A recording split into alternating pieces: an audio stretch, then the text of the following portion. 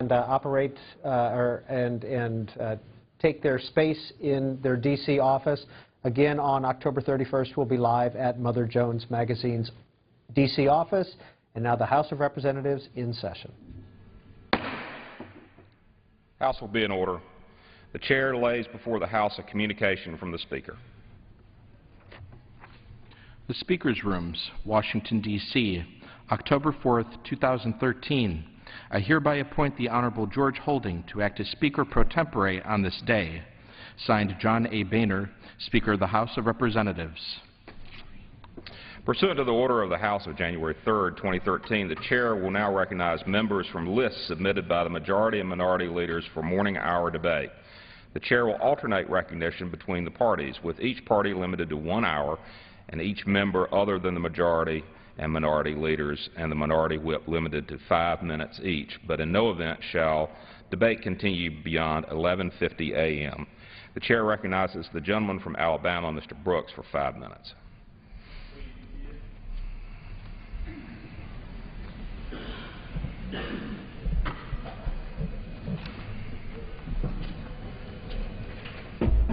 Thank you, Mr. Speaker. According to the Department of Defense, quote, of the Department's 800,000 civilian workers, about half will be furloughed, end quote.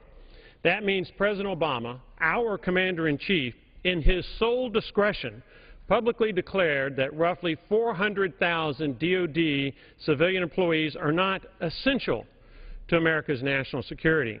Mr. Speaker, President Obama's furloughing 400,000 civilian defense workers violates the law while putting national security at greater risk. Let me explain. If any one of 3 circumstances exist, then America's defense workers should not be furloughed. The first circumstance is if Congress passes a defense appropriations bill, then the military is funded and the President has no legal basis for using the shutdown as an excuse for furloughing defense workers. Unfortunately, this first circumstance does not exist. While the House of Representatives 4 months ago passed the National Defense Authorization Act on a 315 to 108 bipartisan vote that included 103 Democrats, and while the House almost 3 months ago passed the Defense Appropriations Bill on a 315 to 109 bipartisan vote that included 95 Democrats, President Obama, Democrat Senate Majority Leader Harry Reid, and their allies refused to allow the Senate to vote on either bill that would both fully restore defense funding lost because of sequestration and fully fund America's national security. The second circumstance exists if President Obama declares workers essential.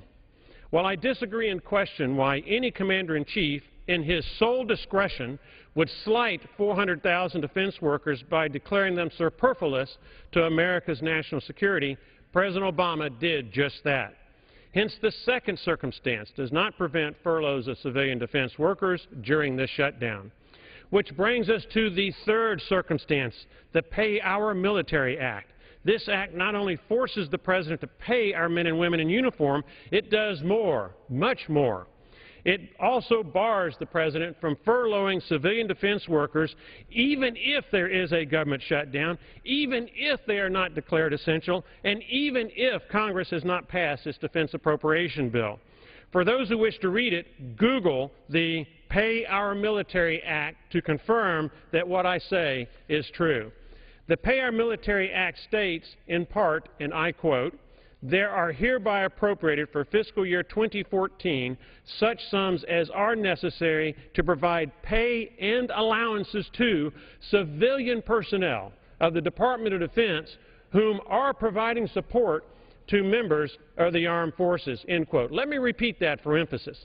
It states, quote, "There are hereby appropriated for fiscal year 2014 such sums as are necessary to provide pay and allowances to civilian personnel of the Department of Defense whom are providing support to members of the armed forces," end quote. There is no requirement that civilian defense workers be, quote unquote, essential. The only requirement is that they, quote, "provide support to members of the armed forces," end quote. For emphasis, there is also no requirement that the support be for armed forces who are in combat. Mr. Speaker, every single civilian defense worker supports the armed forces. By definition, that is their entire job. Hence, as a matter of law, there should be no furloughs of any civilian defense workers. Mr. Speaker, earlier this week, on October 1st, I joined 67 other congressmen in a letter to Secretary of Defense Chuck Hagel, the Office of Management and Budget, and the Acting Secretary of Homeland Security, reminding them of the Pay Our Military Act and emphasizing that we are, quote, disheartened that the administration chose to needlessly furlough workers against the intent of Congress, and that since all DoD civilian employees serve to support the uniformed services, all of these civilians should be returned to work without further delay, end quote.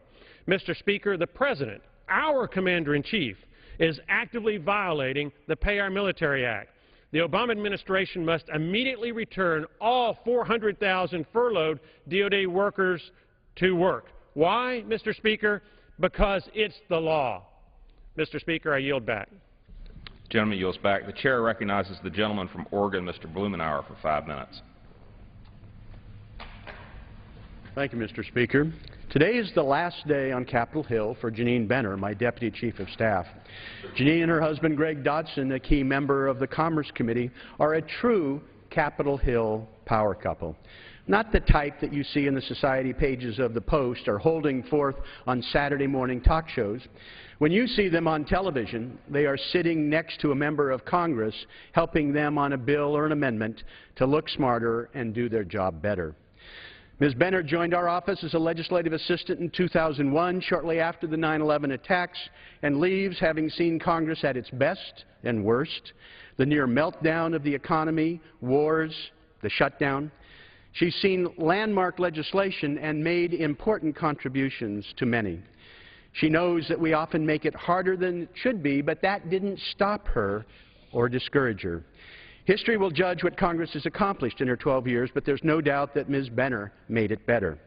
With her countless daily actions behind the scenes and helping, meeting with thousands of people, listening, learning, helping them understand the mysterious ways of their government and how to be more effective. Janine Benner was a colleague and mentor to hundreds of professionals and interns, not just in our office. She worked with them, helping them learn, encouraging them to weave the tapestry of legislative activity. She brought her Ivy League education, passion, and commitment, especially to the environment, to help fine-tune opportunities on Capitol Hill to coax more value for the American people. She led our staff efforts dealing with climate change and global warming, helped manage and guide livability initiatives to make the federal government a better partner. She was part of our initial work in 2002 in Johannesburg that led to our efforts for the Water for the Poor legislation and more recently with Water for the World to help bring sanitation and safe drinking water for people around the world. She returned from the United Nations Climate Conference in Copenhagen in 2009, being part of that hopeful and frustrating process with a renewed commitment to deal with energy and climate change and found ways to make a difference. She organized and participated in my bipartisan 3-day backpacking trip around Oregon's magnificent Mount Hood with my colleague Greg Walden and his family, working together to learn and build trust that led to the Mount Hood Legacy Stewardship Act that protected that Oregon treasure. No Hill staffer knows more about the challenges, dangers, and opportunities dealing with natural disaster. She dove in behind the scenes working in the detailed minutia that brought about the Flood Insurance Reform Act of 2004. No member or staff did more to make that happen and continuing on ongoing efforts. She continues to nudge the federal government to be more productive. She spent years to refine and modernize procedures for the Corps of Engineers. Whether it's been in Copenhagen, Johannesburg, flying over the Klamath Basin, or hiking around Mount Hood, or being in a Capitol Hill shutdown yesterday, she brought experience, good humor, intellect, not to just some bills enacted or amendments passed. She helped improve federal agencies like the Corps and FEMA that need more attention. She took time off and did amazing volunteer work in key Oregon campaigns with spectacular results. Besides being a good citizen, she's a proud mother to her darling daughter, Dahlia. She and Greg could live anywhere in America. They could make more money and not have questions about whether they're going to be paid or whether their employer was going to take away their health insurance. But they've chosen to serve the public, help Congress, and make the world a better place. It was an honor to be able to work with her. There's no one who better exemplifies the dedication, competence, and commitment that holds this place together. Thanks, Jeanine. The chair recognizes the gentleman from South Carolina, Mr. Sanford, for 5 minutes.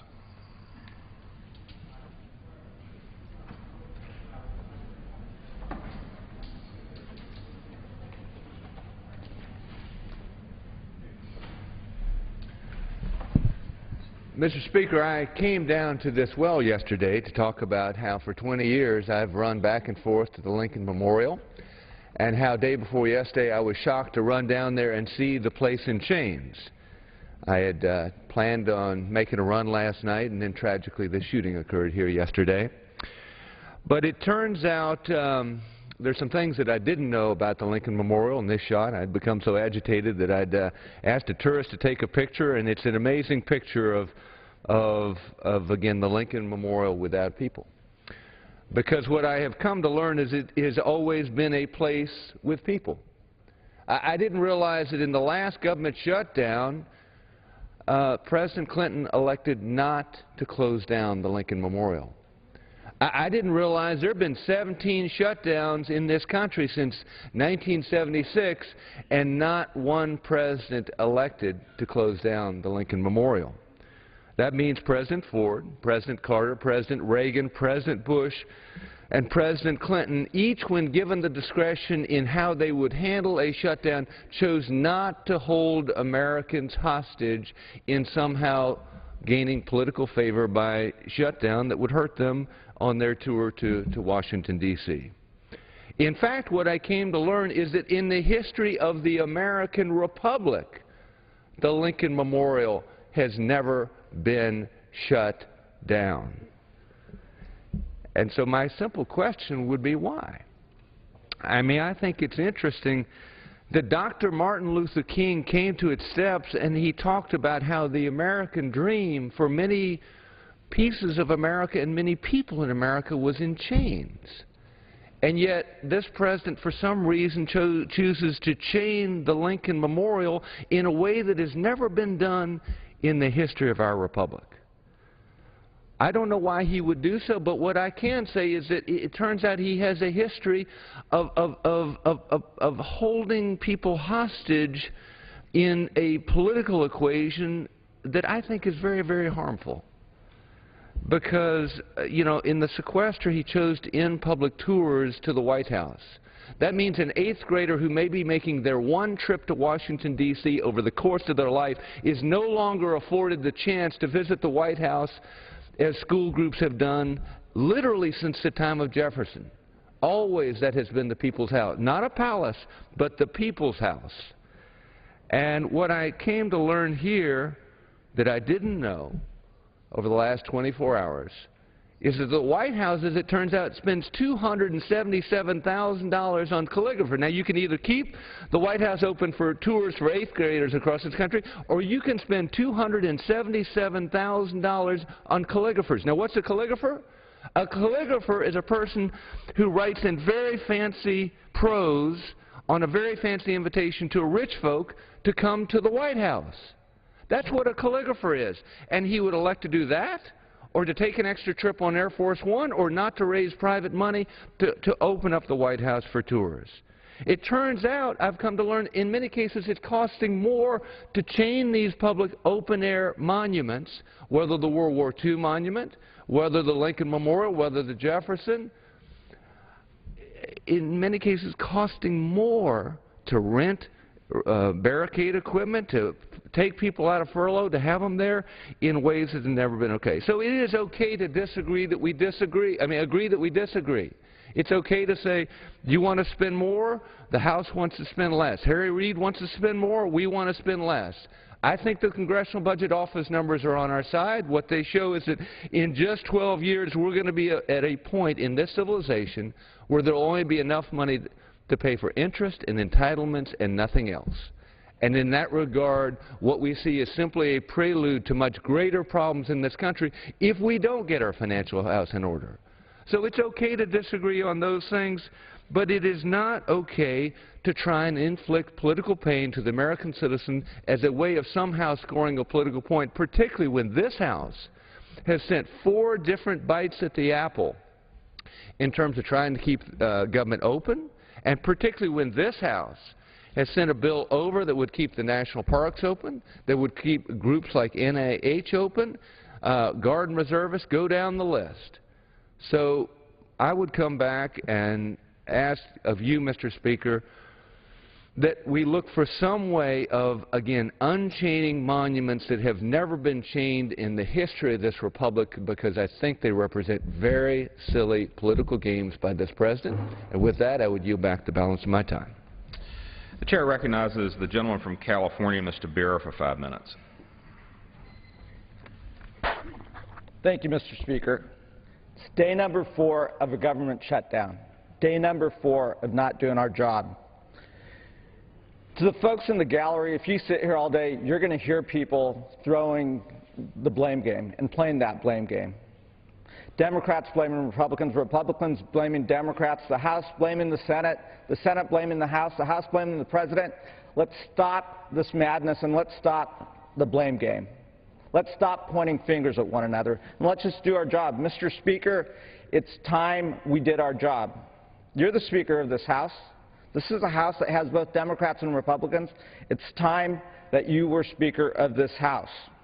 Yesterday, one of our colleagues said, you know, we're being disrespected by the other party and we won't be disrespected by the other party. You know, this can't be about Democrats looking for respect from Republicans and Republicans looking for respect from Democrats. That's the problem. We've lost the respect of the American people. Mr. Speaker, this body, Congress, has lost the respect of the American people, and that's who we should be looking for respect from. 87% of America feels like Washington, D.C. is going in the wrong direction.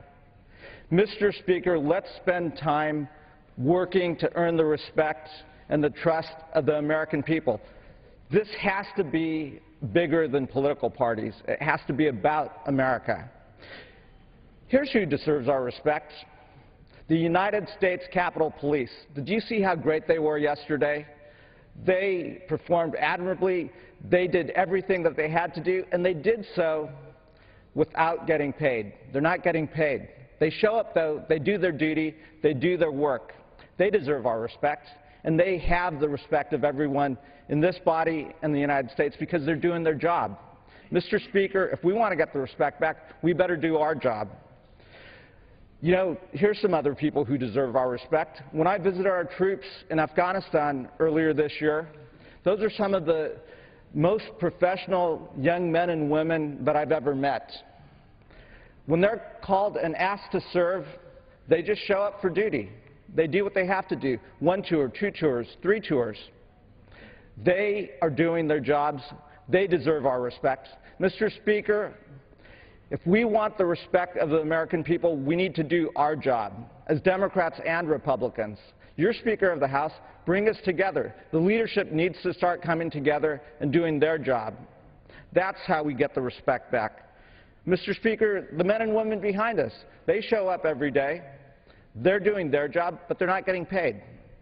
The way we can show our respect for them is let's open the government up. Let's make sure that the men and women in America get paid.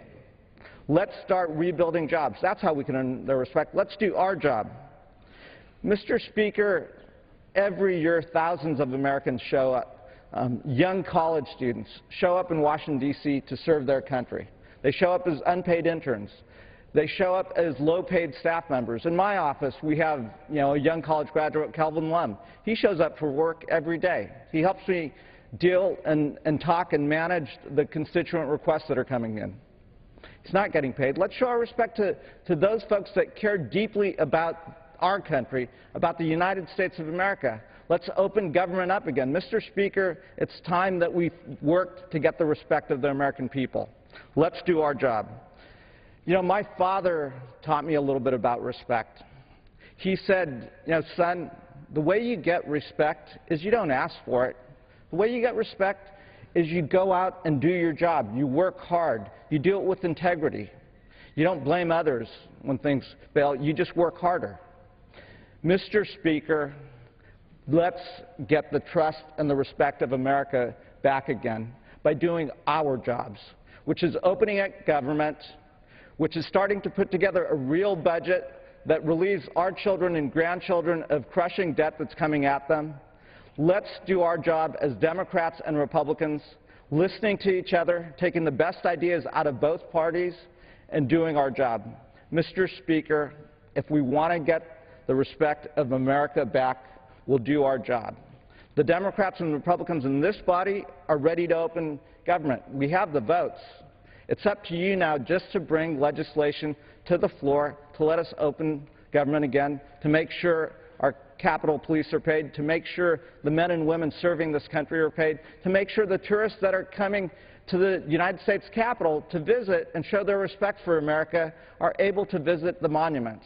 Mr. Speaker, it's in your hands. Let's do our job and let's get that respect back. I yield back. The Chair would advise the members that the rules prohibit references to occupants of the gallery. The Chair recognizes the gentleman from Texas, Mr. Poe, for 5 minutes. Mr. Speaker, government secrecy is anathema to all people, and darkness by rulers can be trumped by the sunshine of public and an independent judicial system.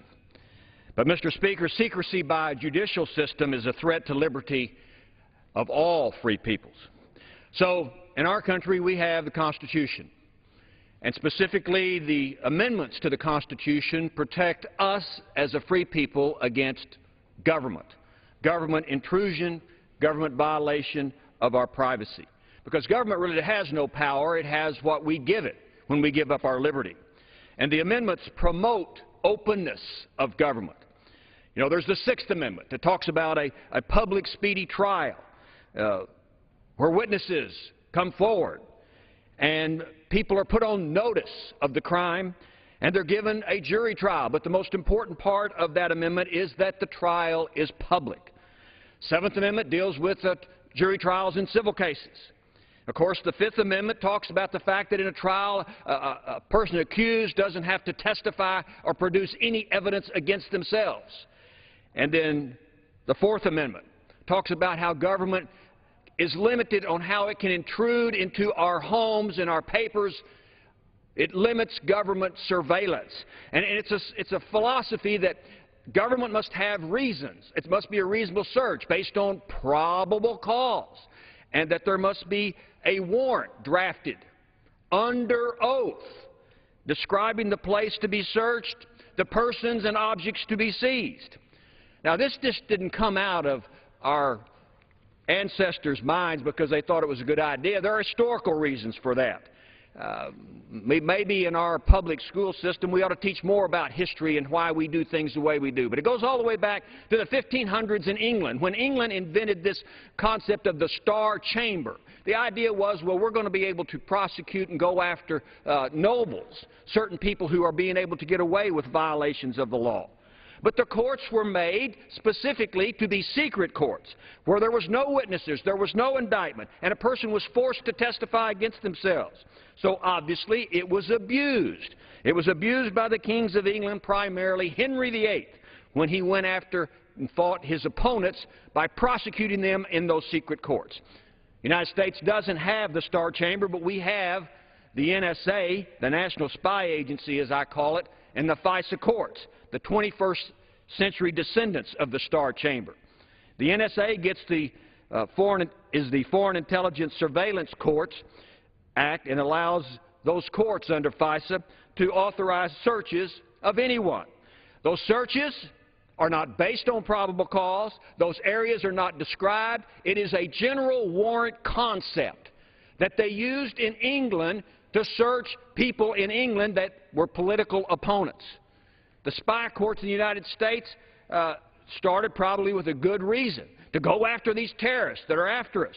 But they are based on general warrants where they can seize phone records, they can seize credit card bills, utility bills, and we're learning now that they seize NSA, with the authorization of these FISA courts, seize bank records.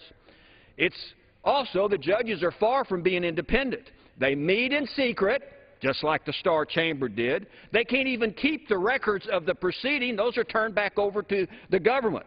There are no witnesses present, just like in the Star Chamber. There's no lawyers present for anybody, just like in the Star Chamber. You know, these FISA courts should be protecting American citizens, should be following the Constitution. They are supposed to act as the independent power between government and the people, but they're not doing that. I call them the spy, search, and seizure courts because they are operating in the darkness of tyranny. We don't know what they're doing. They allow the NSA to seize and violate the privacy of Americans in violation of the Constitution by seizing people's records under general warrant. A general warrant is the idea that we know there's a bad guy in the area, so we want to search the whole area of town for the bad guy. Can't do that. I used to be a judge. You've got to name the house, the specific area, the probable cause it's got to be sworn to, and the specific location of what you want to search and what you want to seize, or it's a violation of the Constitution. The spy courts, the NSA courts, the Star Chamber courts need to be revisited. It's time to shine sunshine on the FISA courts and the spying of the NSA. The NSA and the FISA court, Star Chamber courts have shut down the Constitution. Now it's time to shut down the unlawful surveillance and intelligence gathering by these courts on American citizens. And that's just the way it is. I yield back. The chair recognizes the gentleman from Maryland, Mr. Hoyer, for 5 minutes. Next unanimous consent to revise and extend. Without objection. Mr. Speaker, the government has now been shut down for 3 days. The people's government that is formed to serve it and promote the general welfare and the national defense. That government has been shut down. Entirely? No, not entirely. There are some sporadic instances where for the public safety we have people working. I read the papers every morning, clips, as so many Americans do, so many members do. I start a discussion of where we are today because surely the public must be confused. The Republicans say that they don't want to shut down government. They say that President Obama wants to shut down government, that we Democrats want to shut down government for political advantage. Having said that, 99% of us are prepared to vote for a resolution at 12:01 this day to open the government, because that is the rational, common sense, right thing to do. I tell Speaker Boehner, Mr. Speaker, that we're prepared to vote on that today, as soon as this House opens. Now, the governor of Virginia is a Republican. The governor of Virginia wrote an article today that said, budgets are documents born of many compromises. A government shutdown represents the antithesis of that approach. We agree. He went on to say, in a shutdown, planning and forethought go out the window. Instead of rational governing, we get speeches and inaction. That's not how government should work. So we stand ready on this side of the aisle, I say, as one of the leaders of my party, to vote now to open government.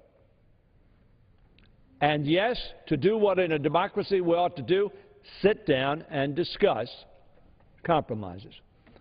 Now, the American people, Mr. Speaker, need to know where we are and how we got here. The process is that the House adopts a budget for spending, which keeps government open, and the Senate passes a budget that funds the government and keeps it open and serving the American people. Now, often there are differences between the House and the Senate, as there are now. And so what our process is to go to conference, as the Speaker has talked about so often, to sit down at a table and to discuss as reasonable people as Governor McDonnell says government ought to work, resolving our differences. But for 6 months, my Republican colleagues, Mr. Speaker, as you know, have refused to go to conference and sit down at the table. They have refused to try to bridge the gap. They have refused to do what Governor McDonnell says is necessary to do, compromise. And we're far apart. Now, interestingly enough, we've only passed 3 appropriation bills out of the 12. All 3 of the appropriation bills that we passed through this House are at the Senate number. Not the House adopted number, at the Senate number. And so they have to slash the other 9 bills very deeply. As a result, they've not brought them to the floor. I have no power. I used to be the majority leader. I could bring a bill to the floor, as my colleagues know. I can't bring a bill to the floor now. One of those bills was brought to the floor and it was defeated. It actually was pulled from the floor because they couldn't pass it. So we are at a place where we are now have shut down government. The reasonable, rational, responsible thing to do is simply say we have enough votes to open government at the number that the Republican Party sent to the Senate. Not a compromise. We're telling them we'll take your number. I don't like their number. But I like even less having government shut down because it costs the economy money, it puts at risk our national security, and it undermines the confidence of the American people, not to mention the international community. But we'll take your number, I say to the Republicans, Mr. Speaker. We'll take your number. The Senate has said we'll take your number. But unfortunately, they haven't yet taken yes for an answer. Now, earlier this week, and I don't know him, but Representative Marlin Stutzman, who's a Republican from Indiana, said this: we're not going to be disrespected. Now, by that, I presume he means that the President and the Democratic Senate is not going to agree to undermining or repealing the Affordable Care Act that millions of Americans already are trying to access to get coverage and get health security in their families. He says we're not going to be disrespected. Then he goes on to say this, ladies and gentlemen of the House and Mr. Speaker, we have to get something out of this. And I don't know what even that is. Let me repeat that. He says, we've got to get something out of this, but I just don't know what it is. How are you going to negotiate in that context? I see Mr. McDermott here chuckling. I'm chuckling. We need to get something out of this, but I just don't know what it is. Now, after being asked about the GOP leadership putting a clean government funding bill on the floor for a vote, Representative Tom Cole, one of the leaders, close to Speaker Boehner, former chairman of their campaign committee, said this when asked about putting a clean government funding bill on the floor for a vote. He said this: why in the world would we do that? Now, they've said they don't want to shut down government. That's why they do it. Why does he ask such a question? Why would we do that? To open government so it can serve the people. That's why you do it. How confusing can that be? He went on to say this, however: you know, that doesn't encourage anything. That's basically, at this point, a surrender to the Democratic position. Now, remember, ladies and gentlemen, I just told you that we took their number. Their number that they passed through here. I don't like that number. Hal Rogers, the Republican chairman of the Appropriations Committee, doesn't like that number. The subcommittee chairman don't like that number. But we're saying, okay, yes, we'll take your number. Let's keep government working for our people. Now, the House Majority Leader, I used to be Majority Leader, or as I refer to, the good old days. He said this: we're trying to get the government open as quickly as possible. That's 12:05 p.m. today, ladies and gentlemen of this House. Mr. Speaker, it's 12:05 p.m., 5 minutes after noontime right now. You can get it open as quickly as possible. If that's what the majority leader wants to do, Mr. Cantor, bring that bill to the floor, and our side will overwhelmingly help you pass it and get government open for the people. Now, the chairman of the Republican Policy Committee said this. He echoed Cantor in an interview with the National Journal Daily, and he said this: I don't think anyone wants to stretch this out for 2 weeks. But what we'll see today is little tiny slices of bills. It will take weeks and perhaps months to open at the rate they're going. I don't think anyone, Lankford says, wants to stretch this out for 2 weeks. I'd like to resolve. Now, this is the chairman of the Republican Policy Committee. Here's what he said, quote, I'd like to resolve this afternoon. We're ready. The American people are ready. It's the responsible thing to do. Get the government working for its people. If Mr. Lankford and Mr. Cantor want to get this done as soon as possible, I tell them, as a leader on my side of the aisle, I will help get them the votes to pass it this afternoon, early this afternoon, by 1 o'clock this afternoon. Let's get this government open. Mr. Lankford goes on to say, I don't believe there's any argument for stretching this out for 2 weeks. This is their policy committee chair. I don't believe there's any argument for stretching it out. Why are we stretching it out if there's no argument to do so? I close with this, Mr. Speaker. I also read the American people are angry. Let me tell the American people, Mr. Speaker, I share their anger. Excuse me, I'm angry too. As Governor McDonnell said, this makes no sense. This is no way to run a government. We've taken the Republican number. Mr. Cantor says he wants to act quickly. Mr. Lankford says he wants to act quickly. We will support acting quickly. Let's do it. Let's just do it.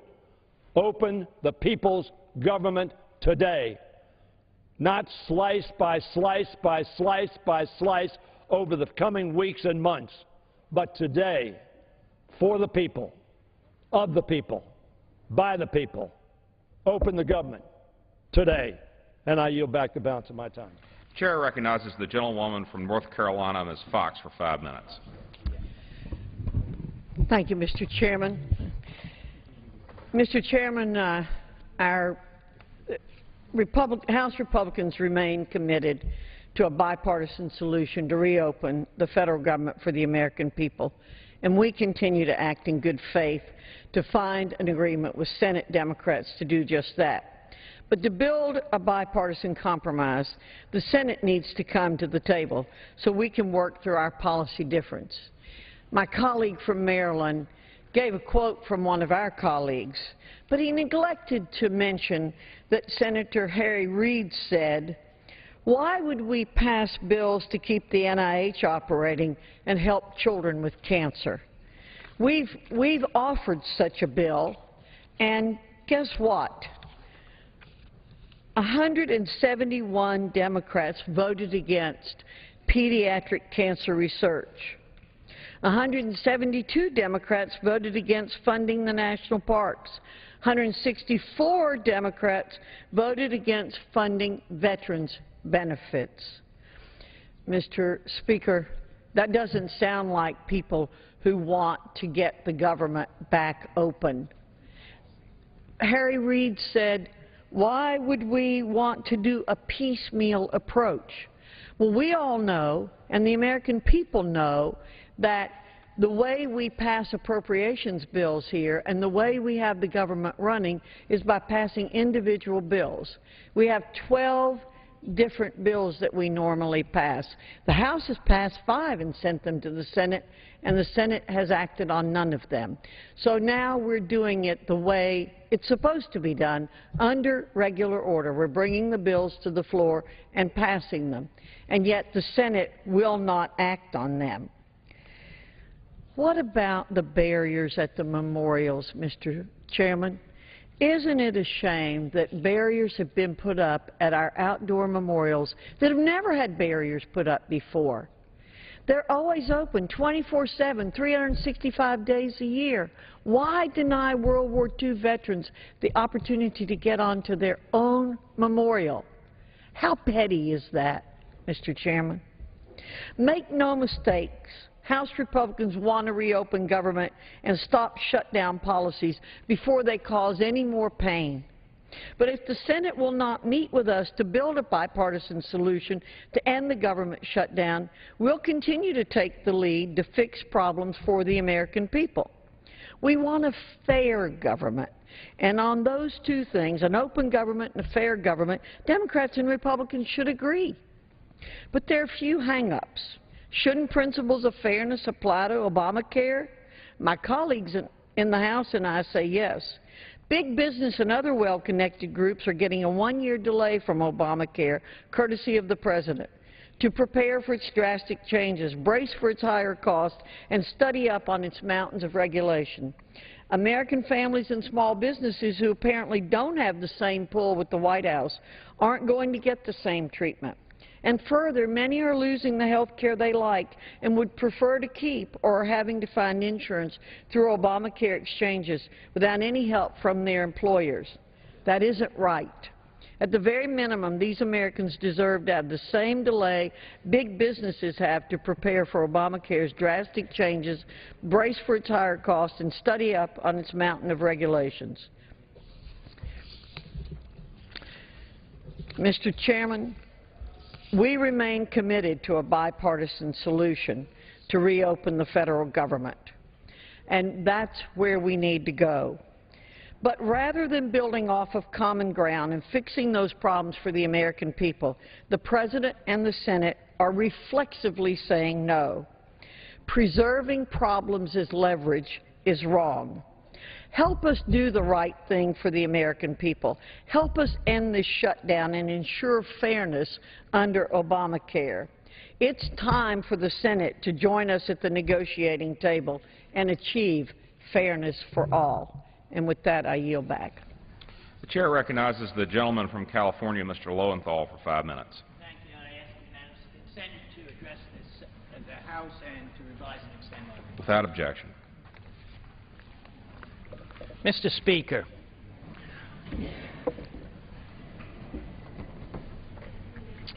I am greatly saddened by what is taking place the past few days with the closure of the government.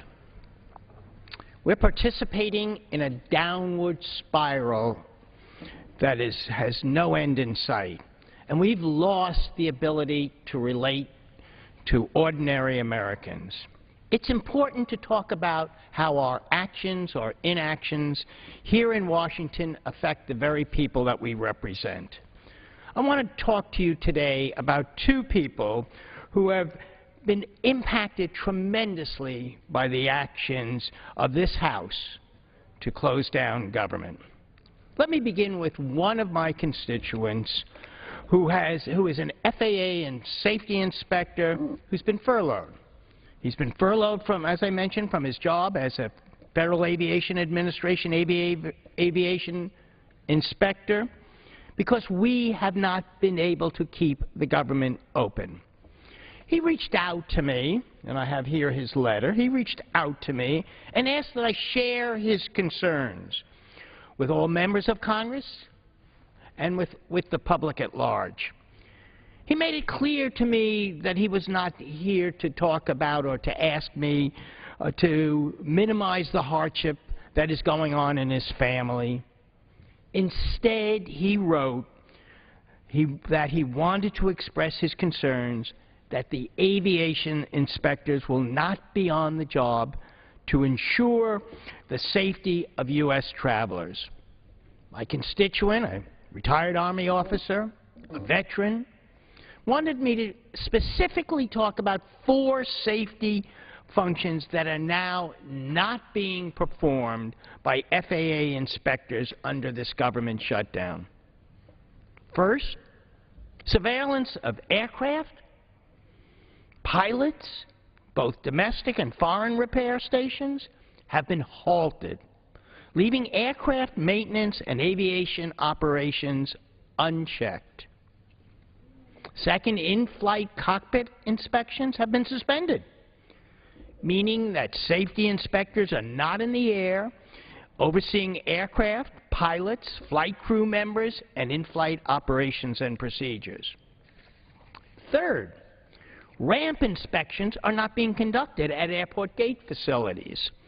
But this is not just here in Washington, but nationwide. This increases the probability of risks not being identified between destination points. And fourth, even more frightening, is that aviation safety inspectors are not on duty to respond in the event of an aircraft accident. How tragic this is. But the second one even touched me more. Maybe not more, but certainly equally as much. This is about a young lieutenant at a local Los Angeles County Police Department who has worked for the past 2 years to be accepted into the prestigious FBI National Academy. This 11-week program, which is paid completely without federal funds, was a once-in-a-lifetime opportunity for him to pursue his dreams and contribute to the safety of our country. The government shutdown Tuesday, however, crushed his dreams because this 11-week program began on Monday. All he wants to do is to go to his classes, but he can't because there are no instructors. They have been furloughed. This program has 212 of the brightest and most dedicated law enforcement officers from 24 countries and 48 states. If the government does not quickly reopen, they must go home, every single one of them. Mr. Speaker, do not send these people home. We are witnessing political brinksmanship in its purest form.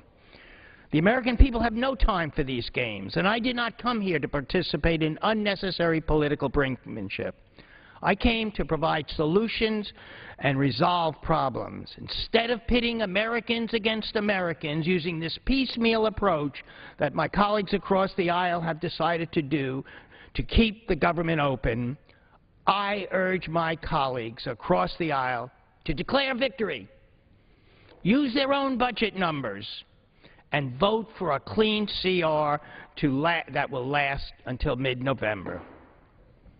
Don't hold our government hostage any longer. Thank you.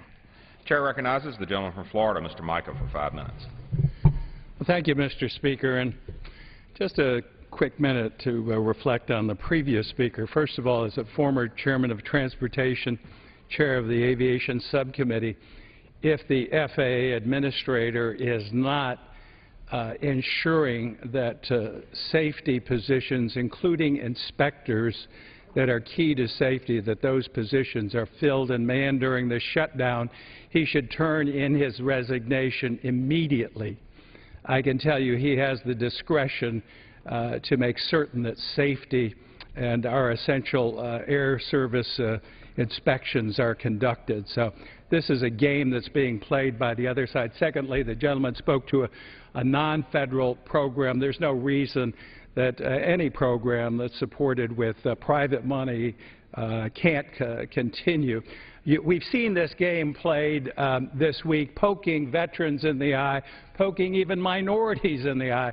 If you've been to Washington and seen the World War II Memorial, it's an open space. And to put up barriers and put Park Service personnel out there to put fences up to prohibit the public and our veterans from walking onto that open memorial is an offense.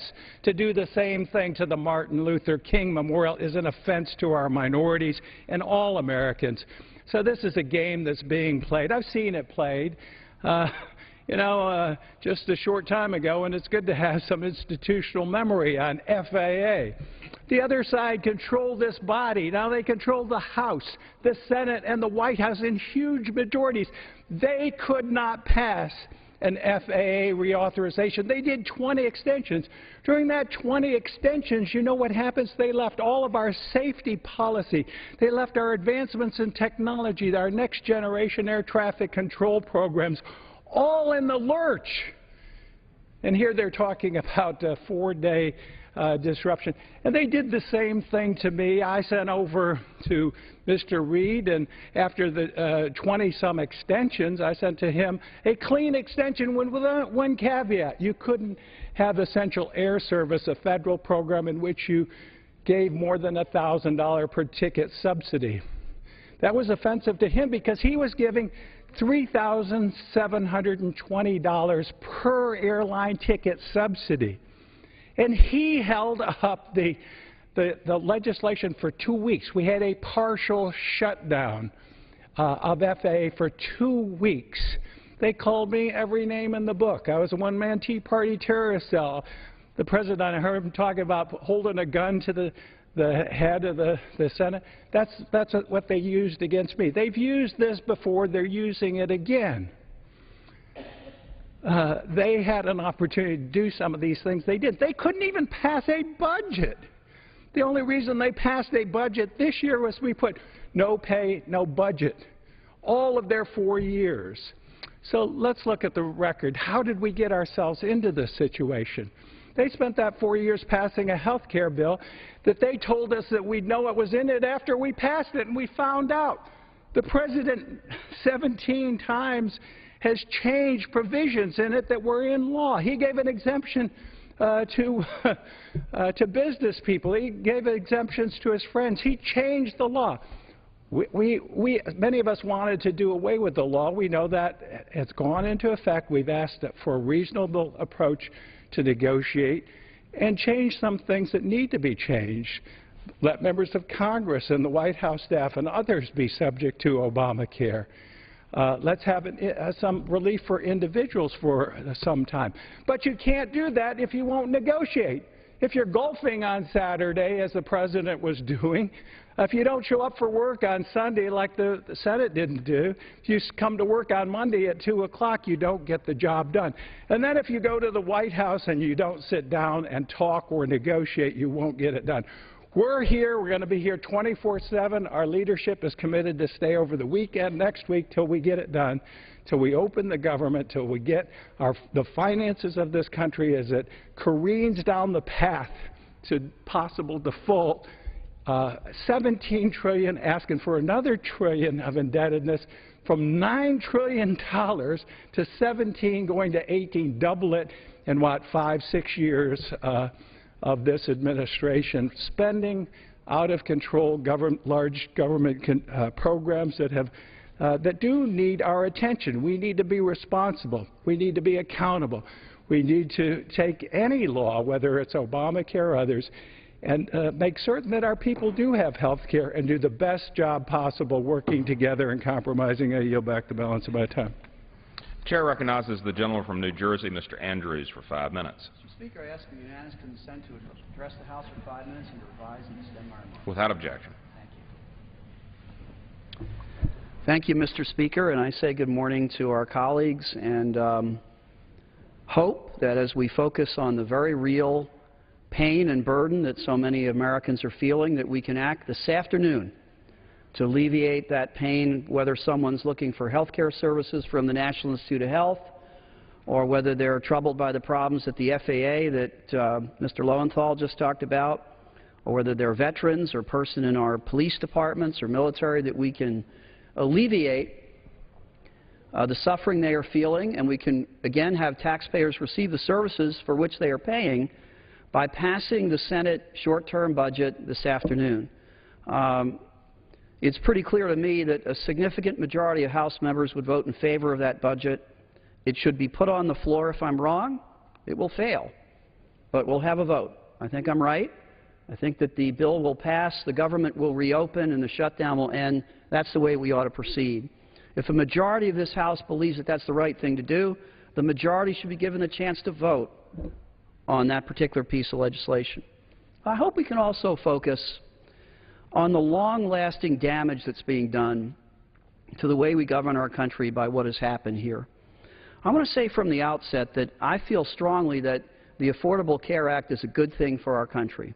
I really do believe that that's going to do many good things for our country. But I completely respect and admire those who have completely different opinion. I know that there are many members of this chamber and many people in our country who believe that the Affordable Care Act is very bad for the country. They'd like to see it repealed. They believe it will do harm to the country. I respect and admire their zeal and their passion. This is the essence of the democratic process. We're fortunate to live in a country where when we disagree over something, we resolve our disagreements with voting, with elections, with peaceful and civil processes. But when that peaceful and civil process protects the rights of those who have lost an argument, as frankly those over the Affordable Health Care Act have, when it respects your right to continue to come back and pursue your views over that argument, you also have to respect that process in return. And grave damage is being done to that process because of this practice of threatening a shutdown of the entire government, in fact, causing a shutdown of the entire government, and now threatening a default on the country's obligation to pay its bills by tying the health care debate to the extension of the federal debt ceiling. And I want you to think about what is happening here. That the health care legislation came to this floor and passed. It went to the Senate floor and it passed. The President signed it. It was challenged in the United States Supreme Court. The United States Supreme Court said it complied with the Constitution. We had an election a little less than a year ago where one candidate promised that the very first thing he would do would be to repeal the law, and the other candidate promised he would implement the law. The candidate who wanted to repeal the law lost in the Electoral College by a substantial margin, lost the popular vote by about 51 to 47%. That does not mean that those who agreed with Governor Romney have to abandon their efforts and try not to repeal the law. The democratic process says that they have at their means every legitimate mechanism to try to win the next time around. That's part of the beauty of American politics. There's always a next time around. But it is not a legitimate means to shut down the entire government of the United States because you lost the last time around. Let me draw some analogies here. Virtually everyone on our side believes passionately that the Senate immigration bill, which would provide legal status to 12 million people, the vast majority of whom are decent, tax-paying, hard-working people who are benefiting the United States. We believe passionately that that bill should become law. 68 senators voted for that law. It has never been put to a vote on the House floor. We feel passionately that should become law, but we did not threaten to shut the government down if we didn't get a vote on that. It looks like we may lose that argument if it doesn't come to a vote. We are not going to shut the government down because we can't get our way. A huge majority of people on our side, a huge majority of the American people, if you believe the polls, believes that there should be a background check before someone can buy a gun, before a wife beater or a terrorist can buy a gun. There ought to be a background check that says whether they can buy one or not. Again, I yield back. We are damaging the political process by this. We shouldn't do it. The chair recognizes the gentleman from Arizona, Mr. Schweikert, for 5 minutes. Mr. Speaker, I request unanimous consent to address the House for 5 minutes and revise the consent motion. Without objection. Mr. Speaker, this is one of those moments where you come to the floor. I'm unscripted, and I want to sort of share something from the heart that actually has really, really disturbed me watching this debate over the last few days. I'm from Arizona, and I like to say I am a friend of Gabby Giffords, and I've known her for a very long time. Do we all remember 3 years ago when this House came together, when my media in Arizona and the media across this country said, whoa, maybe it's time to actually take a step backwards and reflect on our use of language. reflect on our tone, reflect on our civility. And yet, look what you've heard over the last 2-3 days, over this last week. I have a president that got behind the microphones and was literally talking down the stock market, asking why hasn't it gone down. I have one of the heads of the intelligence services fearful that the intelligence service officers are bribable now because some are on furlough. I've had members come to the microphone right off to the side of me here and use language like terrorist. The White House has stood behind the use of the language of gun to the head. You want to talk about something that's offensive. And this is to all my brothers and sisters here in Congress and for the blogs and the reporters and the political operatives around this country. You're better. We are better than this. A good example is you just heard the representative from New Jersey come to the microphone. I can only say nice things about his tone. He made his argument in a rational, constructive way. We have different views of the world. There was none of the flailing of the hands and the screaming into the microphone.